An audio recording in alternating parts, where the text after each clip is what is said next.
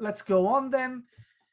This is what I was talking about, learning and finding out your peak hour of productivity. So this is where you need to do, most people opt to work on their professional development after they have completed everything else. And it's quite tempting to do that, but I would say try and do some of your professional development, things like reading, looking at things when you are at your peak. Because if you're exhausted, your learning will be also quite exhausted. You're not going to learn as much. So get yourself into the zone, find out whether it's the mornings, it's the night. Do you need a little bit of a power nap, 5 minutes, just closing your eyes, sleeping, just getting time out so you feel energy. Things like that, little strategies. Find out what is your strategy. For example, I find that if I can lie down and in the afternoons, and I don't get this a lot, and I don't do it a lot, to my shame really, because I found that if I can get 5 minutes just to close my eyes, or 10 minutes, I become very, very effective, really, really proactive for the rest of the day. I'm in the zone. And I'm able to stay up longer. I'm able to concentrate longer. And obviously, things like alcohol can be very depressing. So try and stay off that, I would say, when you're trying to learn. And coffee can be useful, but obviously has its huge disadvantages. So this is where I would invite Catherine to say something around this. Catherine, are you able to open up, say something around this topic, this bit? You free at all? Kind of, yes. I'm in the middle. Sorry for putting you on the spot, but no, that's okay. Can you please repeat, because I'm in the middle of packing. I'm so sorry. So the question really is about how do you identify peak productivity, and what can you do to make yourself feel productive? I've talked about getting adequate sleep, getting power naps in the afternoon, avoiding alcohol, maybe using caffeine if necessary, but trying not to. And you might disagree with me on this. So it'll be really helpful to see, what do you do to be productive? I think this is very individual. So what works for one person does not necessarily work for someone else. And we all have to find out what makes us tick. Some people are morning persons, some people really come more alive later in the day, and they have their peak performance. Maybe instead of studying first thing in the morning, maybe they're better in the afternoon or in the evening. However, if someone is more, I would say, more alert, more capable of absorbing information early in the day, I would say try to shift study time, maybe in the morning, maybe get up an hour earlier in the morning, do some studying, because that might actually be sufficient or be enough to really get the information in, the most important information in, rather than waiting until after work when someone is really quite tired and maybe stressed out. And then what might be 1 hour of intense studying turns into 2 or 3 hours just because one is not able to get information anymore. So this is, I think it's something that everyone needs to figure out. And obviously the same goes for days when you're not working. Figure out when are your power times. Yeah. And there's a comment here. I usually tend to drink a lot of coffee. I feel after having a meal, I feel less active. Not sure why. And that, I think, has to do with the fact that the blood gets diverted to the gut, and therefore there's rest to the brain. Is that correct? Would that be scientifically correct? So that's why the reason why we feel sleepier after a meal, and maybe that's not the best time to revise. And I was just thinking of what you said there, Catherine, that if you do an hour productively, you could save yourself 4 hours of unproductive work. Yeah. That's what you're saying, isn't it?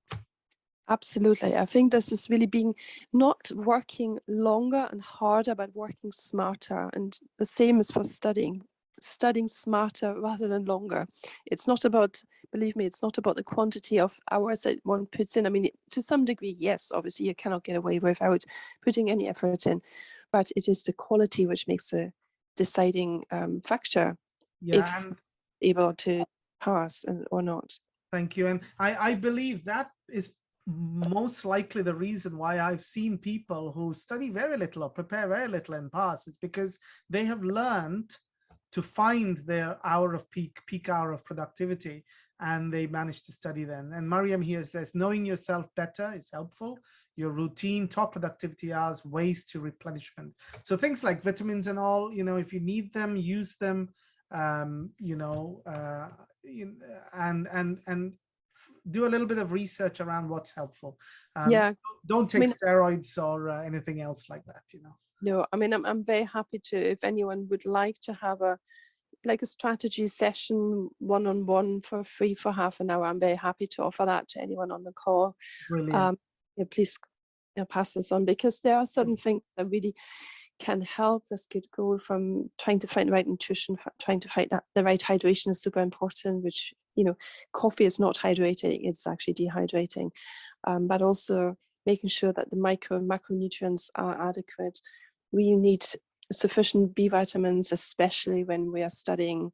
We need to have a sufficient vitamin D, vitamin B, and so on. So there are lots of things that can be tweaked, and not just studying as such, but also how do we study? Do we study being slumped in front of a computer in a posture where the posture automatically puts us into a central nervous system state where we are not adequately able to use our brain? Yeah. So there are certain tricks, having frequent breaks, putting some, I don't like to call it exercise, but adequate movement. And this could be very gentle, could be something from stretching, Tai Chi, Qigong, a bit of yoga. It could be, some people maybe want to go for a run for 20 minutes. Yeah. Or go for something, or, take the dog out, doing something else, or doing. And light is probably very helpful, getting adequate to eyes, which is not a problem for people in, well, the funny thing is, light could be an issue even for people who are in other countries. Getting natural light, for example, it's a big problem in the northern hemisphere, but it can be a problem even in very lit up places like the Middle East and South Asia, because people work inside a lot. Radiologists work inside in dark places, so getting a little bit of light can be very helpful as well for energy levels. Absolutely. It's really, we have to work when we're looking at our lifestyle factors and applying them to peak productivity. We have to look virtually with a 360-degree approach. Look at every single bit that makes us work well, and that hint to work well, and that is very individual. But even though the great scheme is very similar, we have to personalize it. It's just the same like medicine. It's the best medicine is personalized medicine, and not cookie cutter approach, because what works for one does not necessarily work for someone else. Thank you so much, Catherine. Really appreciate it. I just want to say also, if any of you are planning to do CSER and you want a mentor for that, Catherine has a service which she provides, because she was the Catherine, you were the chair, weren't you, of the equivalence committee of the CSER committee?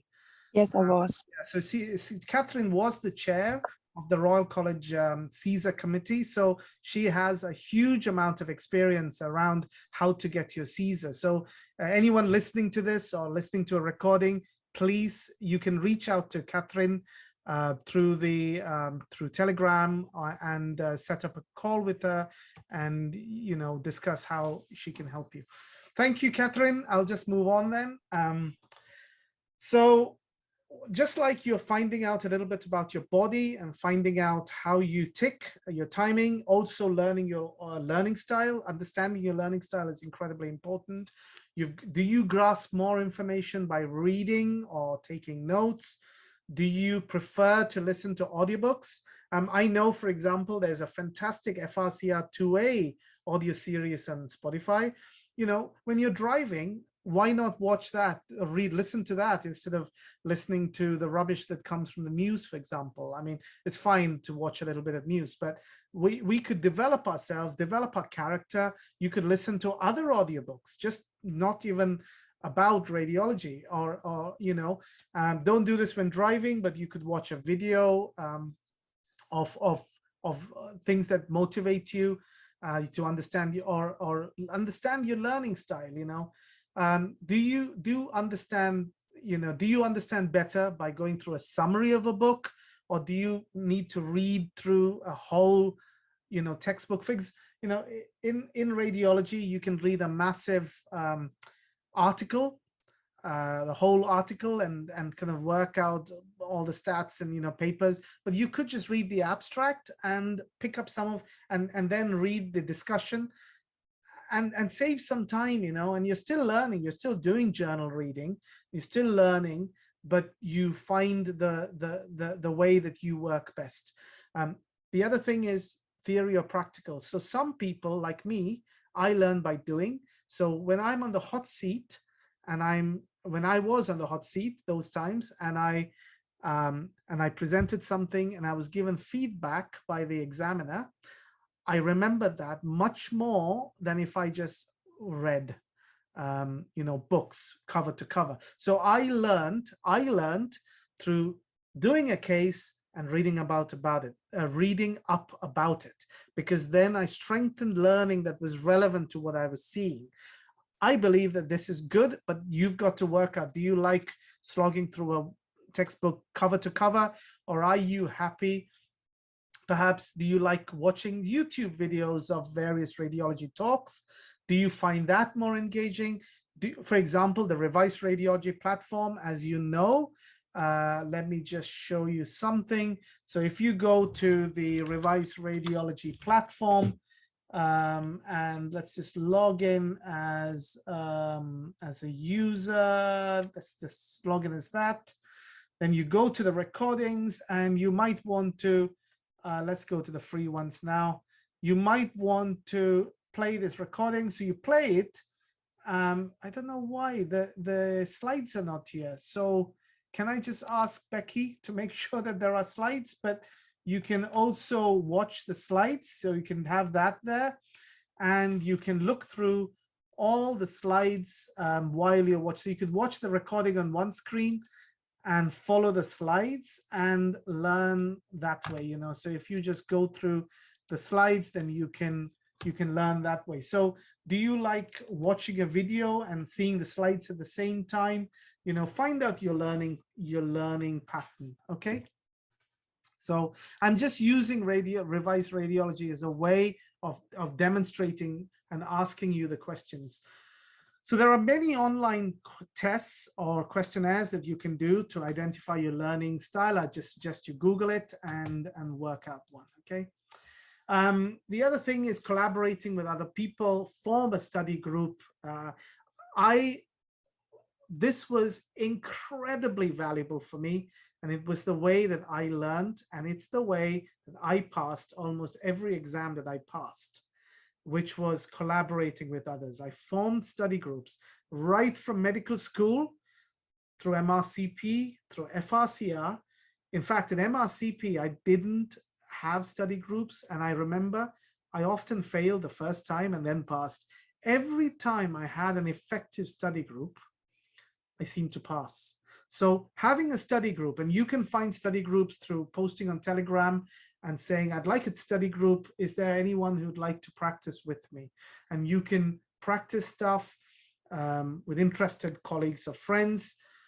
You could make use of social media sites. As you know, there are loads and loads of passing the exam now. Nobody has an excuse not to. There's so much information out there. And that's why the pass rates have also gone up. And I'm pleased to say that because of what we've been doing in Revised Radiology, we've got a 95% plus pass rate for people sitting the exam after sitting a course with us for 6 months, at least 3 to 6 months. I mean, 6 months, it's because you are in a program, and you are, it's a shadowing program of sorts. So collaborate with other people, and you'll find that really helpful. Now, you could also find a employer to fund some of the training on a professional course. And if you can approach your hospital, perhaps if you're in UK, usually the hospital has a budget for learning. It's part of the NHS. You get paid to go on a course. Use those, use that in the best possible way. If you're in a hospital in another country, ask your hospital, will you be willing to pay for this as part of you, as a perk of working for you? it may be something you can only ask, and they might give it to you, you know. So for them to you to have an FRCR could be quite a helpful thing. So I think you should ask for training, or for someone to fund your training if that's a problem. Phil Collins, one of my favorite singers, in learning you will teach, and in teaching you will learn. Teaching is an incredible way of learning. You remember what you teach, and it becomes part of you. It solidifies your learning. And I would say that do that more, teach more. When you get opportunities to have a study group, be the one who is teaching a fact, because when you're speaking it or teaching it, you are strengthening your own knowledge. You're speaking it, it has an effect. The best investment you can make is an investment in yourself. And the problem that we have with FRCR is often people think this is something that is a given. It's not, they don't see it as an investment. They don't see it, for example, the equivalent of, let's say, investing in the stock market or investing in social media.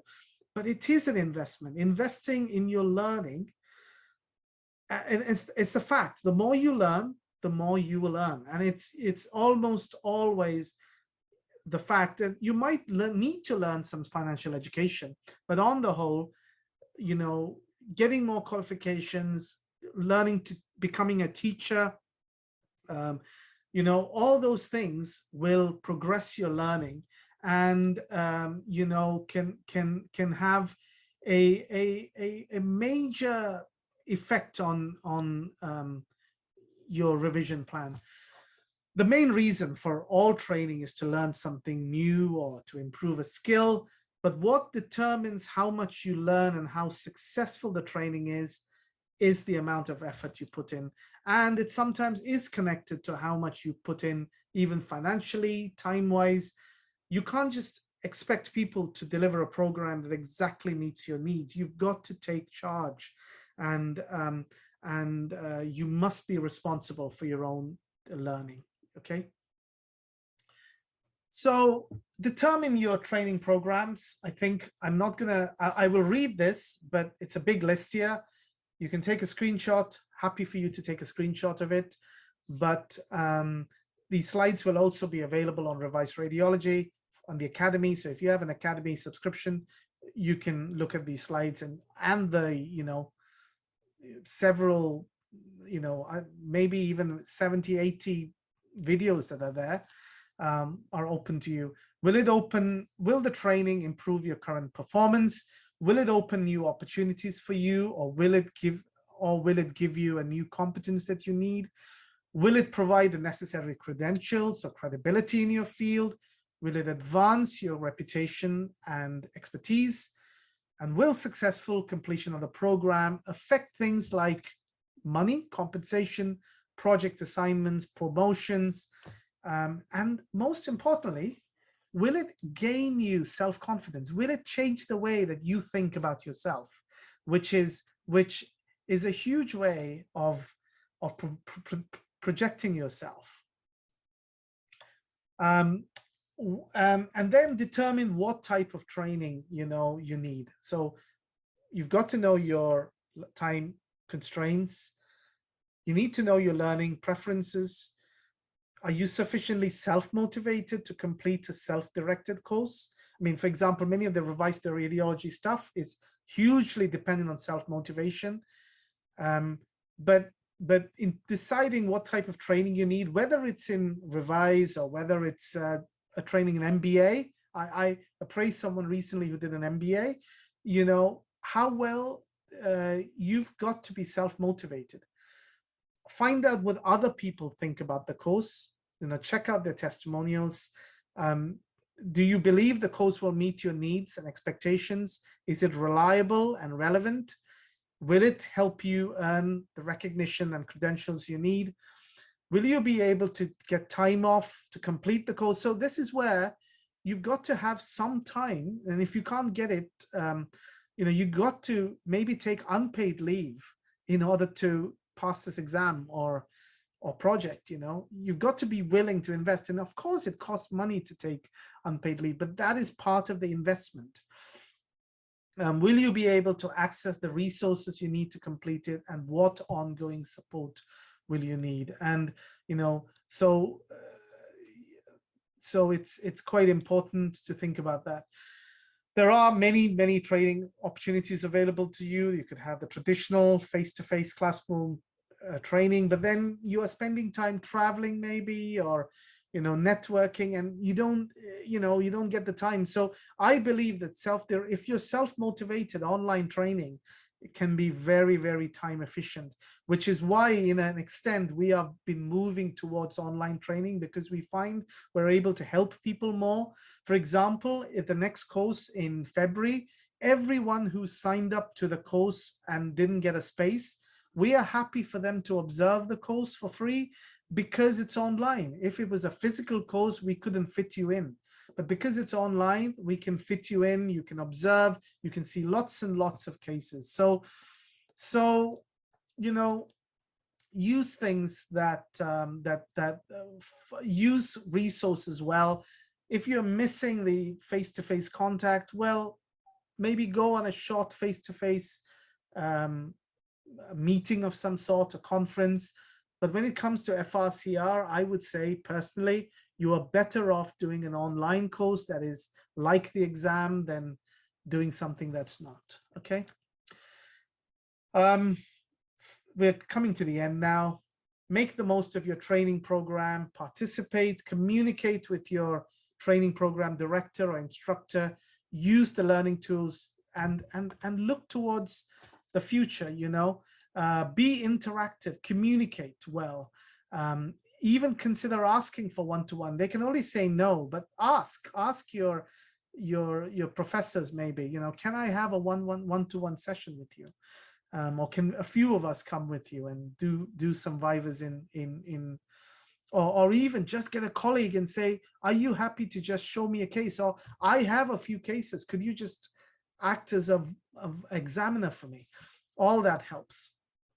And then you can use learning tools. For example, a great technique for learning written material is something called SQ3R. Just do a search, SQ3R. You can just put that down in the, let me just put that in the SQ3R. Do a Google search on that. And the other one that I find very effective is mind maps.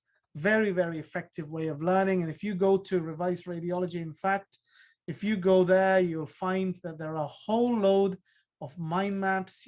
Click on the mind maps and you can see all the different types of mind maps, and open it up and look at it. Okay, so that's a very useful thing.